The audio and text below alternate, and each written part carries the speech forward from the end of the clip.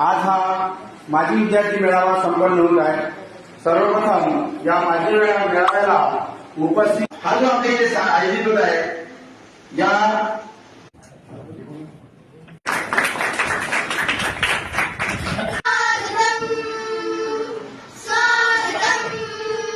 सुरू केलेला काम 2-3 वर्षापासून आपल्या सर्वांच्या सहकार्याने ग्रामपंचायत बरोबर आहे की, परंतु आपल्या गावात अशी परिस्थिती नाही आहे। आपले इथले जे शिक्षक वृंद आहे ते खूप सुंदर आहे, आपली शाळा सुंदर आहे। गोष्टी पाहिल्यानंतर वाटलं की शिक्षण म्हणजे काय, शिक्षणाच्या व्याख्या वेगवेगळ्या केल्या आहेत लोकांनी।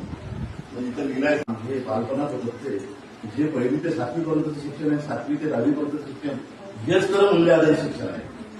म्हणजे शिक्षणाची व्याख्या करत असताना वेगवेगळ्या सायंटिफिक एज्युकेशन मला शिक्षक चांगले लागले, कारण की 8वी 9वी 10वी सुद्धा मी दोन्हीला शिकत असताना तिथे सुद्धा आपल्या गावाकडून जो आपल्या शाळेला सहकार्य मिळत आहे त्यामुळे आपण एवढ्या लवकर आपल्या शाळेची जी दिवसेंदिवस प्रगती या शाळेचे जर आपण बघलं आता आम्ही जेव्हा शिकत होतो तेव्हा मी पहिल्या वर्गामध्ये तालुक्याची शाळा म्हणावी लागेल आणि या शाळेला हरिभाऊ चव्हाण हे सुद्धा आपल्या शाळेला लाभले, त्यांचं देहावसन झालं।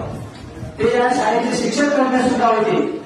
चांगल्या प्रकारे उत्कृष्ट करत असताना मागील शिक्षकांचा तर मोलाचा वाटा आहे, पण आज इथे जे शिक्षक आज शिकवत आहे मी आपण स्तुती म्हणून नाही, आपल्या गटा आपला कुठेही कर्मचारी आहे प्रत्येक क्षेत्रामध्ये आहे।